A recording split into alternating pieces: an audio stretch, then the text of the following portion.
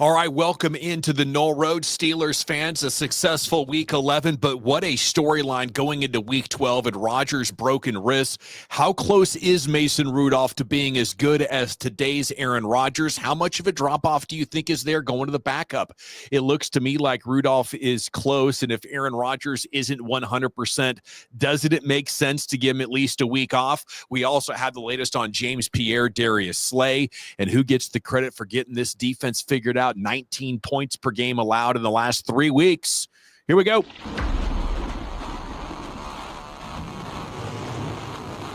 Then to the corner of the end zone. Oh, for a touchdown!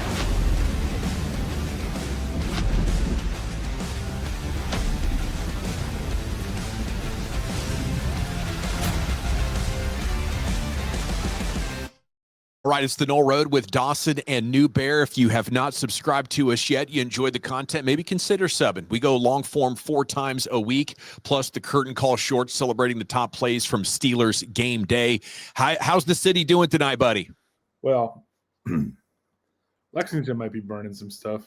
I can tell you, I'm licking my wounds a little bit. I'm a little bit in my feelings right now. I'm going to need you to drag me kicking and screaming out of it. I think Pittsburgh, the 4-1-2. Well, the Kentucky no-showed again in the Champions Classic and coming off the Louisville loss with some, college basketball. Okay. Yeah, little sisters of the poor and directional schools in between. I'm just like getting tired of tweeting my excitement about beating up on, the junior varsity and then going to Madison Square Garden and getting your teeth kicked in. So I feel your pain, brother, but it's just general sports pain. The only thing college basketball is relevant to me is for evaluating for the NBA draft. Yeah, so thinking about that and spinning that vitriol, spinning that anger, spinning all that through the 4-1-2, what's so fascinating right now is it seems like everyone is just looking for something to latch on to because this defense looks like it might actually have a shot at getting it right. And if that's true, then what else is broken? What else is leaky? What else needs fixing? Yeah, we're right back to day one, I think, where we thought this defense was going to be really good, and it's like, can the offense do enough? Can you get good enough protection? Does Aaron Rodgers still have it? Can you get this run game going? And it's been touch and go. But, buddy, I don't know how much of a gap there is between Rodgers and Rudolph right now. At some point, Father Time is undefeated, and it drags you back to average. I was stunned to see in the half season of work last year for the Titans, Mason Rudolph's total QBR is 12 points higher than the half season of work Aaron Rodgers has put together in this season. My theory would be, I don't know if people are allowing themselves to truly consider how washed up Aaron Rodgers actually is. And I think after 5 years of putting up with really bad quarterback play, other than the Mason Rudolph games, people have been so desirous of quality quarterback play. I think they're intentionally ignoring signs that Aaron Rodgers is probably Dunsky. I was trying to find the exact number. I think it's something like 120.3, 120.8. Like the last 4 times Mason Rudolph stepped onto the field for the Pittsburgh Steelers. Oh, the Filipponi tweet. Yeah, 120.04. I was pretty close. Okay. Yeah. So you think about that and how that translates, because you brought up the QBR. You think about how bad Tennessee's been, right? I mean, they're firing coaching staffs. Everything's on the table in Tennessee. They stink. Like, you don't get the number 1 pick on accident unless you win the lottery and you get Tim Duncan and you ruin Rick Pitino. Damn it, I'm back in my Kentucky rabbit hole. Okay, so all kidding aside, when you go through the machinations of what this team needs, I think everyone thought Aaron Rodgers was going to be a check. You were wondering, what else was going to keep Aaron Rodgers from being Aaron Rodgers. 2 years removed from the Achilles. Big splash signing, gave up a 2 to go get DK, put him on the Mount Rushmore wide receivers, all these tight ends after the Minka trade, investment up front in the line, and you go, wait a minute. It's the Spider-Man meme. Like, if you held them up to each other right now, how much difference is there between these two? And you would never, ever, ever think like that, dare to even dream that you could compare them if you're Mason Rudolph, be in the same sentence with Aaron Rodgers. But I think it's less about how far Aaron Rodgers has fallen and more about what he doesn't trust yet in this offense, how uncomfortable he is. And the difference is Mason is just going to read 1, 2, 3, and the ball goes where the ball's supposed to go. because he knows he doesn't have a get out of jail free card. Like, he's got the howitzer and that's it. And he's got his mind, and he can think and he can throw, and it's touchdown, first down, get down. Whereas Aaron Rodgers is still stuck in that glitch mode between who he was and how he needs to function going forward for this team to give it its best chance. 100%. I caught a thread last night of Aaron Rodgers 2020 highlights. It is incredible how much more decisive, how quicker he was escaping pressure, how quicker the release was, how the ability to throw on the move. He was maybe even more dynamic and accurate on the move than he was in the pocket. And now when he decides, I'm going to do that little shorter shoulder thing and bail out, he can't get away from the guy. He can't get to a spot. He can't get his feet right enough. Like, I have serious lower leg injuries from playing basketball. I never tore my Achilles, but I had to have it rebuilt. The balance, the timing, the cadence of your steps, it's all a little bit different. And I think it's different enough to totally change how his body moves post Achilles. So last year with the Jets, they had a lot of good players. They had 5 wins. I think Aaron Rodgers is the reason. This year, we've talked about Arthur Smith. We've talked about Mike Tomlin's influence on the offense, and surely those are factors. Surely those are factors, but I think the bigger factor is Aaron Rodgers just does not have it anymore. And, I think the good news is you should have an equal or maybe slightly greater chance to beat the Bears with Mason Rudolph than Aaron. Yeah, I mean, Mason Rudolph is the best backup quarterback in the NFL. He would probably be, who could he start for? You start going through some of these teams and you can find, other places where you're like, man, why did he even come back to Pittsburgh? I thought he kind of, chucked the deuces and didn't feel super welcome. And then you get new scar tissue in Tennessee and you realize, okay, maybe there's places that are worse, because it can always get worse, right? That's what they say. And then you bleep around and find out. But like coming Minnesota, Miami, Arizona, the Jets, the Raiders, the Browns, the Titans, the Panthers. I mean, those are teams that jump out to me that Mason Rudolph would be the best quarterback. Now, some of them would choose to go with the young guy. Yeah. Tomorrow, he would be better than those guys. So that makes him, I'm looking for, you only need a few more to make him a top 20 quarterback, right? Because if he's better than those guys right now, so he can step in and keep it moving to the tune of like Jeff Hostetler behind Phil Simms. You went on the strength of defense, to the tune of Nick Foles behind the Carson Wentz experience. And I think what people forget about Nick Foles being able to step in and win a game where Tom Brady threw for 505 yards is that he had a bunch of bad ball catchers, but he had a really aggressive coach in Doug Peterson who was willing to take chances and put his guys in one-on-ones and say, it's not really a 50-50 ball if that's Alshon Jeffrey out there. It's not really a 50-50 ball. It's really a touchdown or an incompletion, because we're putting this thing on such a high wire act that the chances of a DB actually coming up with it, all the things we talk about where, folks are starting to air the dirty laundry about Tomlin's aversion to this, that, or the other. Like it's really different to think about how a guy like Nick Foles can play fast and free, win a Super Bowl, and how a guy like Aaron Rodgers is still trying to figure out who the hell he is in this city. Okay, next talking point here. It's a very robust topic tree that we have here for you tonight in the Knoll Road. We'll get onto other stuff here shortly, but like I mentioned, I think maybe in the Sunday show, I'm working on my 19 reasons the 19th season should be Tomlin's last. One of them is I think he's let Aaron Rodgers have way too much say, and I'm worried about that happening here. Like it's mostly happened so far with play action, just almost completely going away. They're bottom 5 in play action. They're top 10 in pass attempts. So it's my belief Rodgers has said, I don't like play action, and he's checking out of runs at the line of scrimmage, which is clearly the wrong thing to be doing. This is where you need a strong coach to say, no, Hall of Famer, you cannot play this week, because if you're not at 100% and we already can't see there's a discernible difference in the statistical line between you and Mason Rudolph, I want Mason Rudolph at 100% way more than I want Aaron Rodgers at 85%. How's the coaching staff going to react to that? I can't tell you. They won't tell TJ Watt to move. Why would they tell Aaron Rodgers he can't play? I don't think he's 85% either. You're talking about a hairline fracture in the wrist, non-throwing shoulder or not. He's already uncomfortable. He's already dancing himself into sacks. He's already not trusting what is actually turning out to be a pretty decent line in front of him. And oh, by the way, the scheme chipping and helping Broderick out, and the scheme, taking pressure off him in other ways with the motion and with the different things they're able to do to give him better pre-snap looks. And at least, if not assume, right, because ask you me, have a pretty damn good indicator. And then the ball snapped and he freaks the fuck out. Like, the problem with Aaron Rodgers right now is I don't think he trusts himself because he doesn't know who he is. And he can't just settle into this place where he has a better arm still than Mason Rudolph. And you would assume that based on all the computing that big future Hall of Fame brain has done, he's got a better brain. I mean, I know he's taken some hits and you talk about concussions, but like, you would think he's got a better brain. We know he's got a better arm. Just sit there and throw the laser cannon rocket balls to the dudes who are open. Because now, these last few weeks, there's all 22 showing that Roman Wilson's season isn't just me wanting to buy jerseys on eBay.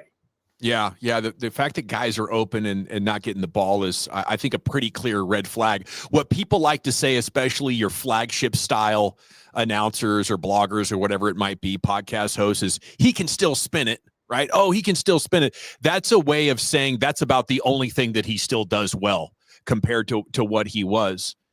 What? Did you watch Mike Tyson and Jake Paul this last summer? The boxing fiasco? Begrudgingly. People would not believe, as that fight was going on, what their eyes were telling them. And what their eyes were telling them is that Mike Tyson has 56-year-old legs, and every time he tried to explode forward, he had a hard time recatching his balance after the little hop. And anybody approaching the age of 50 knows exactly what that is like. Get up on your counter and try to drop down onto your kitchen floor. You'll be like, whoa, boy, we're really up here, right? Tyson's legs were just nothing near, but he can still punch. And even to this day, they'll say, Jake Paul paid him off to not clean his clock. We've seen no evidence of that, but it's the disbelief and the internal bias against our heroes getting old. And I think the same exact thing is happening with how people are seeing Aaron Rodgers. At least about half the people, that are yelling at us for even considering that Rudolph might be close to as good. Well, you're never going to get me to say anything nice publicly about Jake Paul, but I agree with the point, and it's a very good analogy. And as we're going through how it applies to Aaron Rodgers, what would make it even like more on the nose is if Mike Tyson still thought he could get back in the ring and go get a belt. Like Aaron Rodgers in his heart and in his mind can still get the job done. And then when he goes to hit the button on the controller that does whatever you want the avatar to do, the sticks are stuck. And I can't even imagine, because I think about it just like you and me hooping, like playing knockout or shooting horse, or not even playing 21 and being all that serious about it, just shooting your shot and not jumping anymore. I was talking to this guy at our little kids basketball practice the other day, and he was talking about growing up hooping with coach on the other team and how he doesn't even jump anymore. He shoots set shots. He's Sam Perkins out there because coming down, like you were talking about, coming from your kitchen, hey, we're really up here. He doesn't even want to jump over the three-point line like Larry Bird with a piece of paper. And, as you go through being a guy, and this is he was like 5'8" and he could dunk. He was a fullback, and he could get up and go do some stuff. And he's still really, really fit. And you start thinking about that. There's a whole nother level beyond that Aaron Rodgers ascended to, right? 4-time MVP. Yeah. Undisputed, one of the greats. And then it's not just that he can still spin it in terms of like that's all he can do. When he is having a good day, there's just enough there, right? Sure. And if it's schemed up right, and if they're playing the Cleveland Browns and they're front running and they're throwing haymakers, and it's all of a sudden it's a turn back the clock moment. The challenge becomes like when you think about some of these fronts that they're going to face, when you think about like Bosa's not going to slow down. Bosa himself, his hip might pop out when they play Buffalo, right? But until that happens, Bosa can still get around the corner. Like TJ can still get the job done. His get off is still close enough that he can be a reasonable facsimile of TJ Watt, right? Mm-hmm. And you might have to say, okay, well, if he could do that 18 or 20 times, maybe he's still only doing it 13 or 15 times, but he's still doing it that many. Like with Aaron Rodgers, the trust is so minimal right now that it's not touchdown, first down, get down. It's DK, fuck everything else, freak the fuck out. Yeah, I love what you said about Aaron Rodgers internally still thinks he's that guy that was the best quarterback in the NFL until, I guess, Burrow and Mahomes came along and Lamar Jackson and Josh Allen. And from 2011 to maybe 2017 or so, I would have hung my hat on the idea that Aaron Rodgers is the best quarterback in the NFL right now. And I don't think I've ever seen anybody do it better. Maybe just as good, because he was that great. And here in Dallas, we got an up close and personal view of his heroics and just the way that he played through calf injuries and collarbone injuries. And the guy was really in a league of his own there for a period of time. But all good things come to an end. What do you think? Leave your comment down below. If you'd like to see Mason Rudolph for at least a couple of more weeks, let's see if he can keep this thing rolling. And you might find out that what Mason Rudolph has done in his last 3 or 4 starts for the Steelers is, something that he can do. But I really like what you said, that in his mind, and that's the tough thing as we get older, we still think we can do it. And if in his mind he can still be the scrambler and extending plays, that's actively really working against your chances of success. Well, what is he? Is he like 7-9? Is that what it's like one? I think he's like 7-9 since the Super Bowl win in the playoffs. And, there's circumstances. He's had some pretty incredibly heartbreaking moments. He's also had some moments, some head-scratching ones, where this swashbuckling guy who can go put a dime anywhere he wants, just doesn't want to make that throw because he doesn't want to make that mistake, and he doesn't want to be the reason that they lose a big game. And then at the same time, you think about some of the shootouts he's gotten engaged in and some of the breaks that haven't gone his way. I mean, you've been in Dallas. I mean, how many times that happened to Tony Romo? And what did Tony Romo end up saying? That one play, that one quarter, that one half, that one game. And Rodgers is 7-9 in the playoffs since the Super Bowl as the second greatest quarterback of this generation. And that's tough pill to swallow, because some of those teams were really good. And some of those defenses supporting him with some of those playmakers really good, right? I mean, teams that probably, and Romo would love to be 7-9. I think his career playoff record was like 2-4. Yeah. So he just didn't get many opportunities because he couldn't win games in the postseason. I'm just sitting here thinking, because the Super Bowl, Packers beat us 2010. So that you said 2011, till Mahomes and company. I mean, that next year they went like 15-1, right? That was when he really put on a show. Right. And so 7-9, including that. So you're sitting here now, let's call it 15 years later, and if you think he's the thing that gets you to another Lombardi, or at least gets you the closest with this defense, here's the reason why that's not true. He now is the guy who, when he tries not to make mistakes, actually ends up making them because he can't get out of harm's way. Mason Rudolph isn't going to put himself in front of the 18-wheeler that's got no brakes. It's a great point. Dawson and Newbear here on the Knoll Road with you. Okay, let's open up another topic here, because we beat up Mike Tomlin and Terrell Austin, and I am working on my 19 reasons. That's going to come out in the next couple of weeks for sure. But this defense, as I mentioned in the lead-in, 19 points per game over the last 3. And the Jamar Chase stat is just incredible, to go from 16 of 23 targets and everything that he did in week 7, 3 catches for 30 yards on 10 targets against the Steelers in week 11. Never happened before, right? He had never had a game with 10 targets where he didn't catch at least 6 balls. Yeah, so much good's going on with this defense. I don't know who's supposed to get the credit. I think a lot of it's Kyle Duggar and Jalen Ramsey going to safety, but they've also gone away from the single high to split safeties. And I think specifically in this game, they had both safeties come down. Is that an inverted cover 2? Is that what you call that? So both safeties are down, taking away the early stuff. So if our quick pressure can't get Flacco off the spot, at least we're there to disrupt it.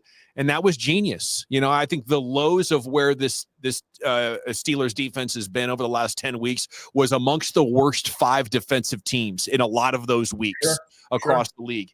So much stuff is getting fixed now. Maybe Y.A. Black being more of a physical presence. Maybe some guys just coming into their own. But I do believe the defensive coaching staff deserves a lot of credit here. Yeah, and I think we both agree that you have to have good players to make good plays. At this level, everybody's good. So the differentiation is scheme. And their scheme had gotten stale and predictable and go down the thesaurus rabbit hole relative to, okay, we're going to be in 1-3 and we're going to be in some and blitz, and here's what that looks like, and here's where that comes from. And then all of a sudden they start changing stuff up. And even if you just throw TJ over to the other side a couple of times and you only do that and stunt off of it or drop off of it, you're making, like, everyone else has to now go rep that. And there's only so many reps. Like, all the talk about Shedeur Sanders this week has been about backups don't get reps. Well, now if you got to take away those reps from the starters because you got to sneak in whatever it is, whether it's wildcat or two invert the other way, offense or defense, when you put stuff on film, a lot of times you don't even care if it works. You're just doing it to mess with the guy that you're going to see down the road when the North is on the line. And the thing that's really interesting about this is the two invert stuff funnels the ball to Ramsey, right? He doesn't miss tackles and he makes big plays. He's a face in the fan guy who he might have added a decade to his career with this move. And now there's tape of that, and teams are going to adapt to that. What I'm not going to go all the way to giving Tomlin and Austin credit until they show, like, in-game adaptation when teams start making plays on them in this new look. Because right now, the credit has to go to the players. James Pierre is playing out of his mind. Jalen Ramsey, like I just said, is probably doing the thing that we talked about, getting him to become a first ballot guy. And then you see TJ Watt, if they're just going to chip him, floating around, knocking balls down, punching balls out, Herbig, coming gangbusters around the corner. And then all those guys inside. You did a great curtain call on Black. Cam's been really solid. And then Harmon and everyone playing together where the snap counts are shared. The pressures come from everybody. Like the everybody eats, everybody hunts, and everybody eats mentality. So going forward now, it's the adjustment to the adjustment, right? Like, I think one of the reasons I was so in my feelings about Kentucky losing to Michigan State is they didn't have any answers. They got dudes who are hurt. Everybody's got dudes who are hurt. They got dudes who are in foul trouble, or they got dudes who, get knocked out of the game for whatever reason, and that happens live. Well, you have to be able to adapt, to adjust. And like, whether it's basketball, hockey, football, whether it's a goalie or a quarterback or whatever the most important stuff is, like, right now they have a formula. And what's going to be really cool to see is how they build off of that as other teams try to, dictate back and do things different in their own way. Yeah, that's a great point. I mean, everybody can go look at the tape and have a couple of coaches meetings and come up with an explanation and a plan, but can you notice it with the naked eye, or can your staff study it upstairs and drop some knowledge on you and have the ability to make adjustments? And, the halftime is so short in the NFL. I think you got to start making adjustments after the first couple of series, after we're through the 15 plays at the very latest. Now that I gave them credit, though, Newbear, I think that was a great point that you made right there. But now that we've given him credit, I do want to get your thoughts on this. Mike Tomlin was asked if Darius Slay is cleared to play. Does he step back in as a starter? Yes, he steps back in and plays. And then our guy Tommy did the work of the PFF, 90.9 grade on 175 snaps. It's a small sample. I mean, that's three games worth, 3 games plus. Easily been the most consistent DB on the team this year. So yeah, I would say, all of the positive things that I said about him could, this could cost you a game with Darius Slay out there compared to James Pierre. You got to give Pierre a chance to prove that he has figured some stuff out and that he can keep this run going. Yeah. What did you call it? You talk about guys like finding that magical year, right? Because I mean, the COVID stuff really killed him, right? Like he didn't get an opportunity to really show off, what he could do as a smaller school guy, right, coming out of Florida Atlantic. And this is really neat. I was just going to fact check myself and make sure that is this his age 30? He's 29 turning 30, or is he just turned 29? When's his birthday? All these questions, man. So the reason I was thinking about this is because Slay, we've talked about him being washed, right? And Father Time being undefeated, and Slay just turned 29. 29, right? And Slay's like 34. So like the difference between, being on the wrong side of 30 and being expired at corner can happen overnight. Like think about some of the greats, even dudes. I mean, we saw Patrick Peterson come through where, I think we were all hoping for a Jalen Ramsey like revival. Maybe he should have just moved to safety and ate a couple of cheeseburgers and slid down to be the the big nickel linebacker or like Jamal Adams is doing. But, as you go through how this stuff happens, there's two schools of thought, right? And what's funny about Tomlin is he kind of lives in both worlds, just like the Steelers want to win now and protect their picks for the draft next year, is that if you're a starter, you don't lose your job because you get hurt. If you're a starter and you're entrenched and you come back, you get the hat back, right? You get to jump right back into the thing. But then he also has the Tomlinism about, opportunity being the result of the work you put in, opportunity being the result of your results. And right now, James Pierre is doing nothing but delivering for you. So you're walking this tightrope between, if you're not going to cut Slay because you paid him, even though you signed Asante Samuel Jr., you're not just going to cut Slay and let him maybe go limping back to Philly or something. So this is a guy that maybe at some point down the road has to make plays for you. So if he comes back and he sits around, is he just going to play Good Samaritan? Is he just going to coach him up?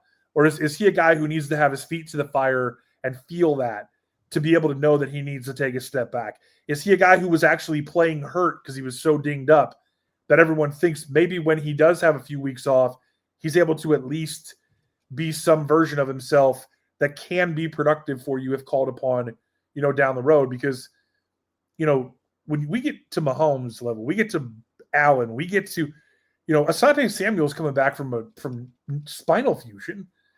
JPJ, as long as he is high ankle sprain, all of a sudden he's out 4 to 6 weeks going into that first wild card showdown. Like, you just never know. I think Tomlin right now is trying to send a message to James Pierre through the press saying, you caught lightning in a bottle, you better not let go. I mean, it's great to have the depth they have right now. I love it. This Chicago game's a big opportunity. The Bears are going to bring some wide receivers to the football game that could get you in trouble. The idea that you can't lose your job to injury, I think, should be controlled for guys who are actually playing well. Yeah. That's where I would fight back on. Philly thought he was washed last year, and he was like, "Oh, I just didn't have any big plays, but I can still get this done." I mean, they need corners bad, and they let him go, or at least they needed corners bad at the start of the season. Looks like Philly might have the best defense in the NFL after the last couple of weeks. But I just hope it's a very short leash here for Darius Slay. And Tomlin said there's still going to be a role for James Pierre. I would flip that and say Pierre's the starter, and there's a role for Slay as he works his way back in. Yeah, what'll be interesting to see is do they do anything with Dime, with Penny? Is there anything that they can do going forward? Because I think at a certain point, everyone wants to assume Asante Samuel Jr. is going to be making some plays for you. I think at a certain point, everybody wants to see, this group of dudes get on the field where you don't maybe know exactly what they're going to do. And we always talk about 3 safeties, but what happens if you actually have, 4, 5, 6 legitimate NFL caliber DBs where, Slay is a guy who's coming forward and being willing to, put a shoulder into somebody. And maybe that's where the big play comes from in this final stage of his career versus somebody running with his back to the QB who's buzzing one by his ear hole for a play for the other team. Okay, final topic here on the Knoll Road. We'd be remiss if we didn't mention the Jamar Chase embarrassment. Tomlin asked about it today. I have no message if someone spits in your face. Do what comes naturally. This is a situation where the NFL needs to get a handle on the spitting. I don't know if 1 game is enough. Maybe they got to push you to 2 games.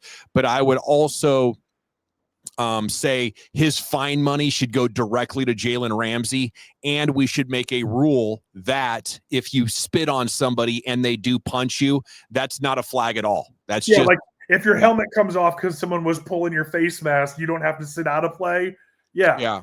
Like there's some stuff that you just can't do. There's just, if there's some words that you can't say, then there has to be some bodily fluids that can't come out of you too, right? Like there's and the thing about it is he took his mouthpiece on the previous play.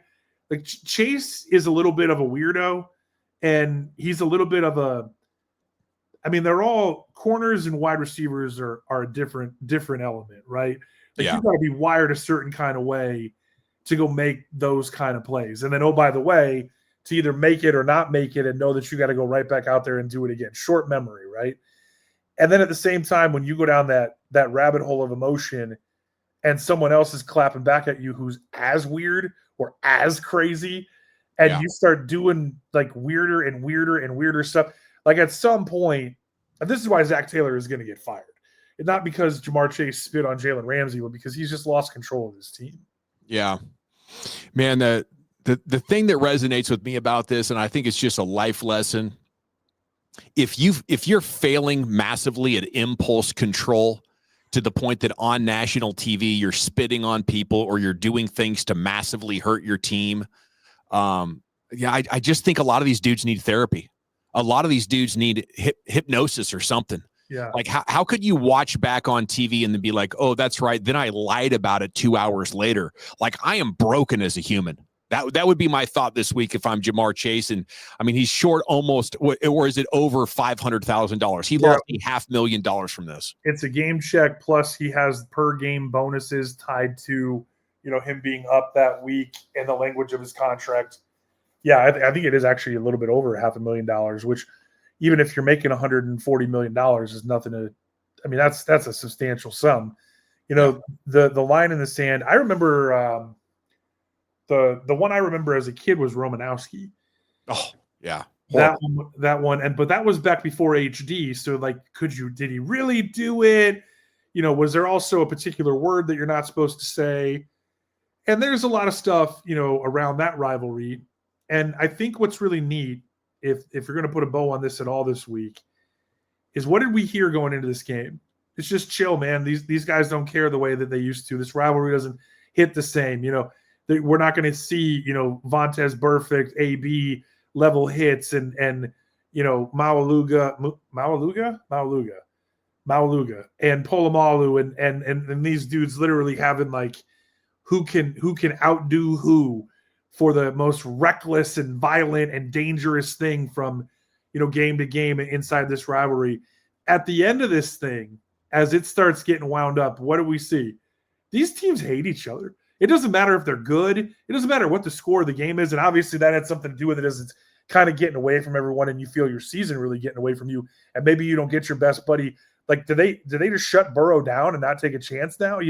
All that stuff's going through Jamar Chase's head as he's having this meltdown. And, to your point about therapy and kind of putting your arm around this situation with what we saw in Dallas last week, with what we've seen with some of these guys, off the field driving in excess of 150 miles an hour, there's some of this crazy extreme behavior. And then when it happens in between the lines, to your point, and then you get caught in HD and you lie about it and you've lost control of the situation, how do you come back around and make this thing right down the stretch, right? Like, is this a guy who now you start talking about, does he have a little bit of a hamstring and does he miss a game? And if Burrow doesn't come back, or does he threaten to sit if Burrow doesn't play? Or how does this thing play out going forward? Because odds are the coach is getting fired. Odds are this is a potential teardown. Odds are that if you were willing to bench your captain, your middle linebacker, Logan Wilson, for the rookies, pretty much anything is on the table at this point now that there's, just about mathematically eliminated.